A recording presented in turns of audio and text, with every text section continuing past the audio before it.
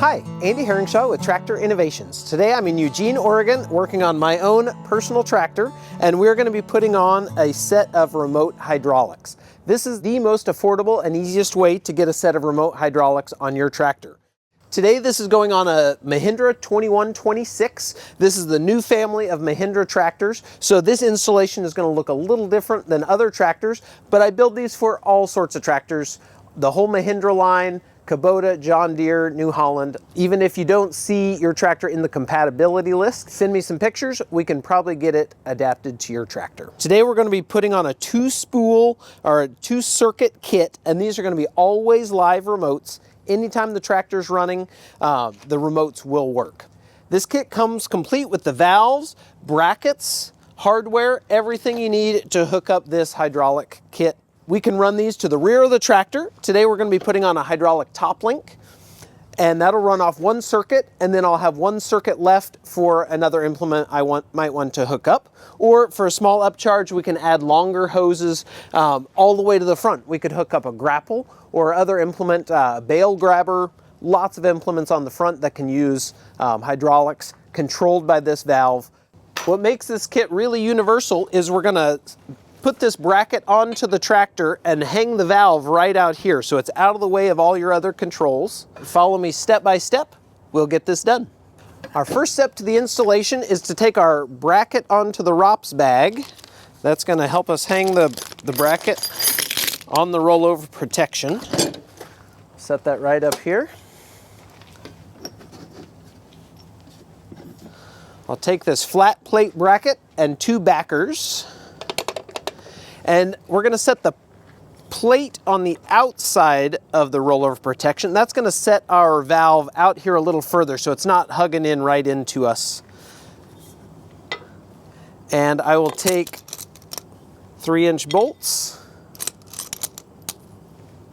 set them through the bracket.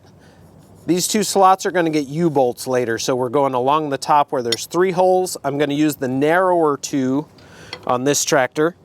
Other tractors have a larger roll bar and use the further hole. On the back side of this is going to go a backer plate, lock washers, and nuts.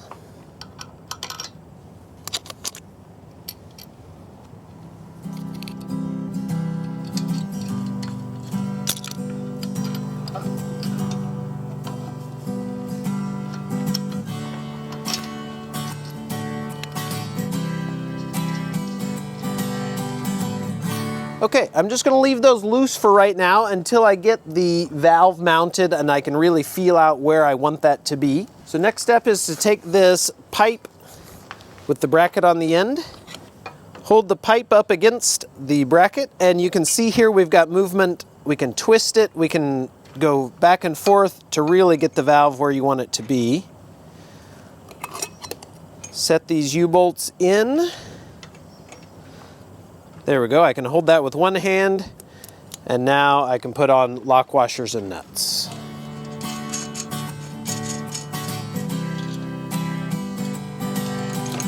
I'm going to tighten these up just finger tight, but I'll probably want to move the pipe as I set up the valve, so I'm going to leave them just a little loose.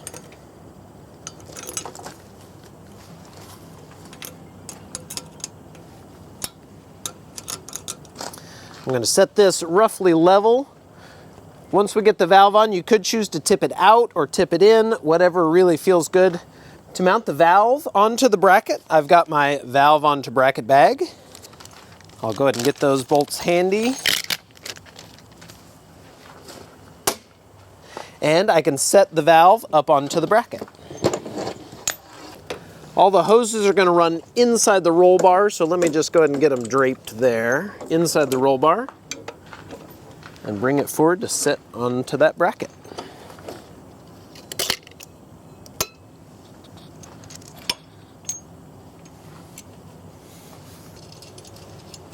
Before we start connecting hoses, it's great to take your levers and go ahead and set them into the valve. Let's get this thing put right where we want it, and then we can tighten all these bolts, then go connecting hoses.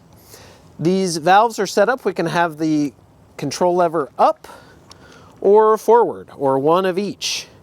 If you've got one one of your circuits to the front and one to the rear. You could want them to set differently.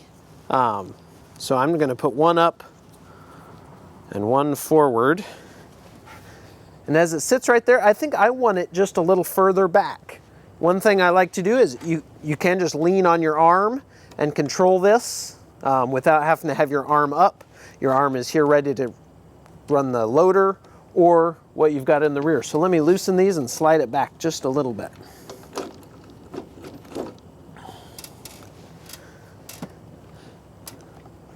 Yeah, I think I like that. And I think I'm going to put both levers forward.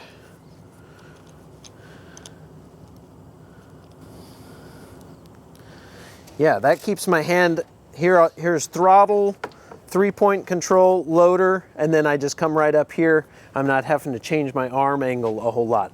I like that position right there. Great. When you find the position you want, we'll go tighten these bolts, and also these levers go in and have a counter nut.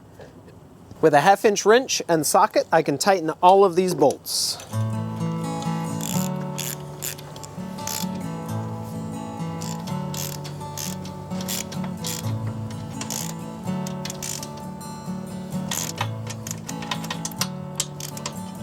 It's easy to get these U-bolts unbalanced. I like to take a minute, try to get them square.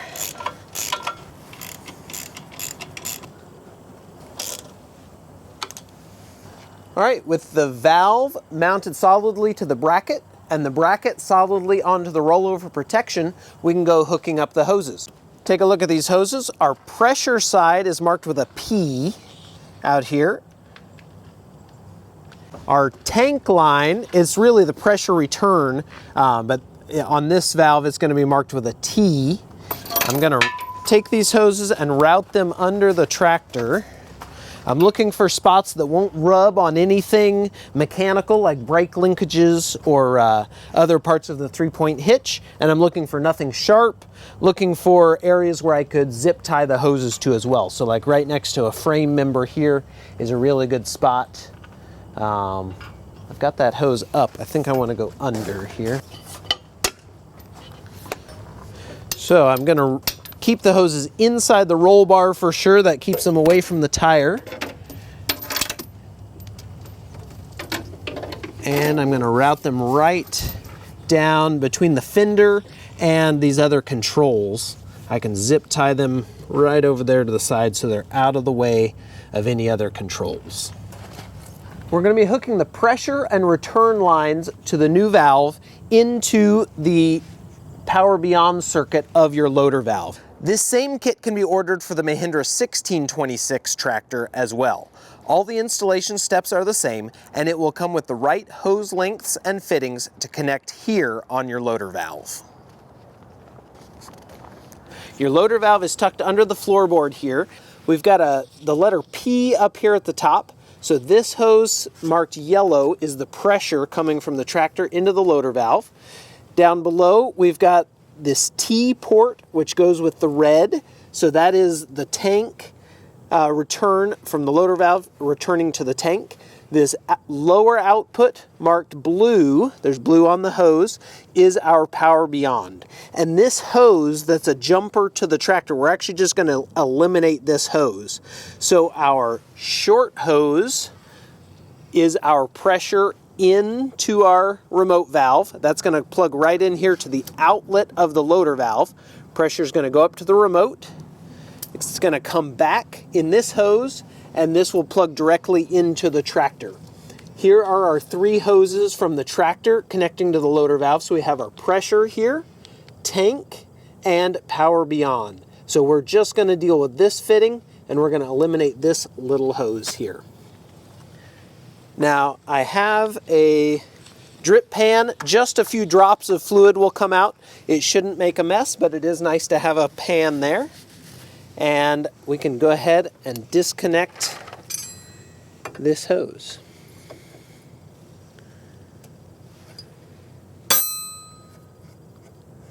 We can watch just that little bit of fluid come out.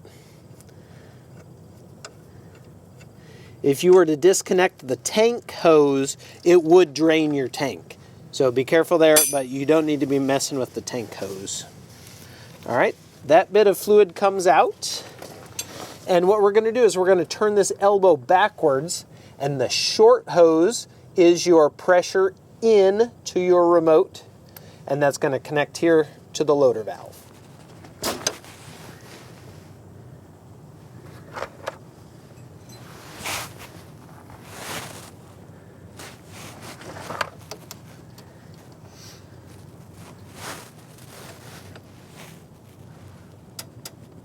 All right, just put a light pressure on that. You don't have to over tighten it. These seal up internally. These are JIC type threads. All right, with this fitting tightened and the elbow tightened, we are ready to send pressure to the remote valve. And I really like how tight this stays. We can put a zip tie right here, and that will be out of harm's way. Now for our return hose, this is the longer hose coming back from the remote valve. We are ready to plug into this rearmost fitting.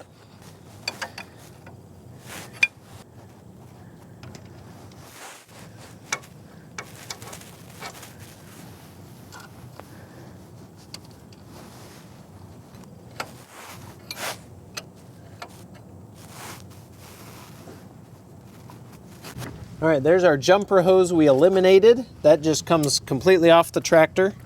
And we can take this extra hose and zip tie it right up here next to the other pressure hose.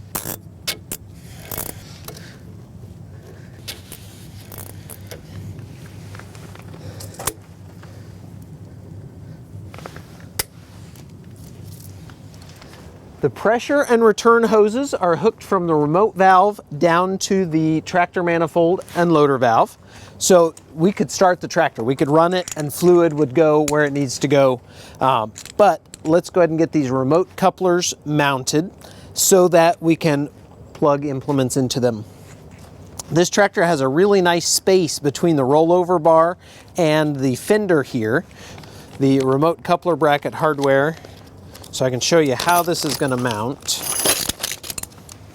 So we're going to mount all four of these couplers right here. We've got two T-bars, T-brackets, that are going to mount on either side of the rollover bar right here. You've got several holes you can use to have it sit further in or further out. On this tractor, I'm liking the idea of it sitting a little further in. So I'm going to use these holes, and it'll just sit an inch in closer to the tractor. So those go on, and then lock washers and nuts go on the bottom.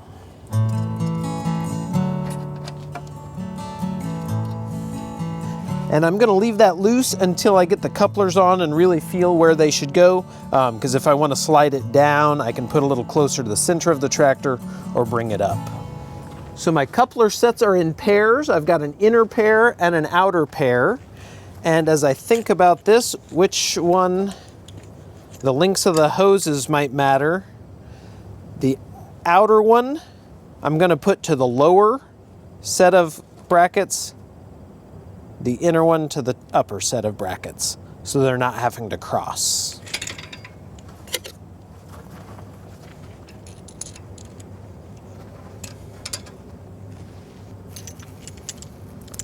That U-bolt should go right across the center of the coupler.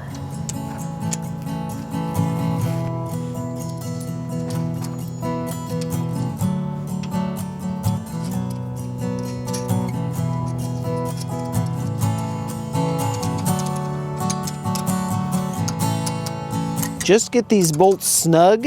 If you over tighten them, your coupler will have a hard time springing in and out correctly.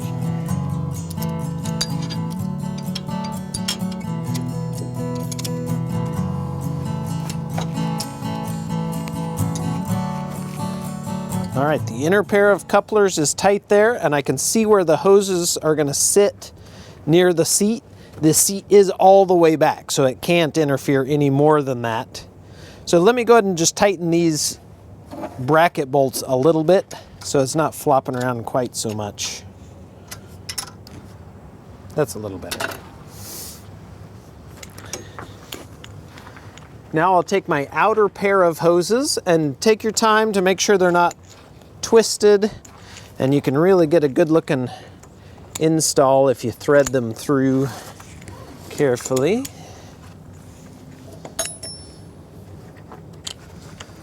There we go. I'm just going to finish tightening this now. I like the placement of it, and I'm tired of it flopping around.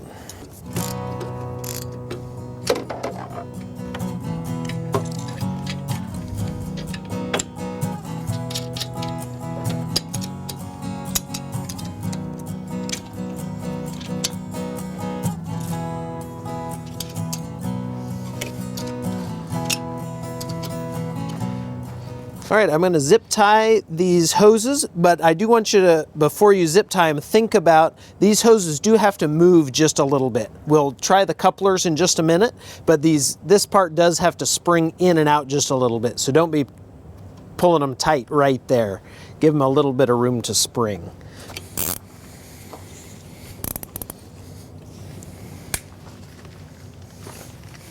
All right, with the remote couplers secured, all the hoses hooked up, this installation is really complete.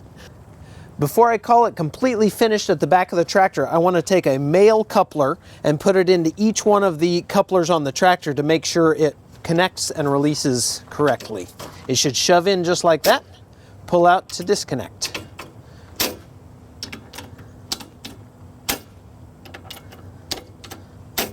That's great. If it is not springing in to connect correctly, look for mechanical interference, something on the back side of the coupler, or you might have one of these U-bolts over tightened, and that just squeezes it down and won't let that piston move correctly. So let's go ahead and get this hydraulic top link installed, and then we'll make it work.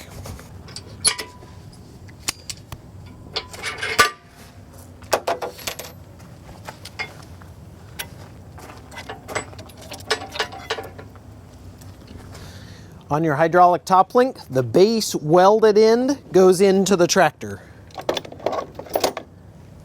That leaves the rod end free to connect to the implement.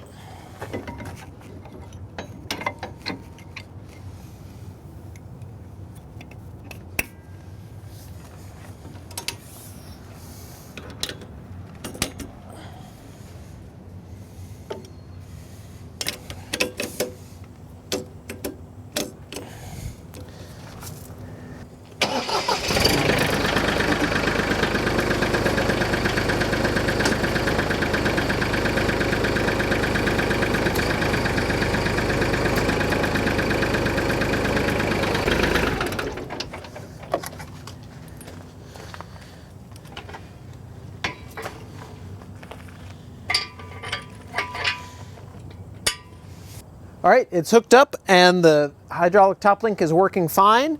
If it's operating opposite of what you'd like, you can always just swap these two couplers. You can make it work whichever way you want. Well, there you have it, the easiest and most affordable way to get a set of remote hydraulics on your tractor. Today we put 2 spool live remotes onto this Mahindra 2126, but I build these for all makes and models of tractor. Check out my website down below so you can see all the different kits I make, the different lengths of hydraulic top links, and this kit can even be expanded. We can do just 1 remote or 2 or 3, up to many remotes, and we can run them to the rear of the tractor and to the front. A lot of different options, totally customizable, but you will not find an easier way to get remotes on your tractor.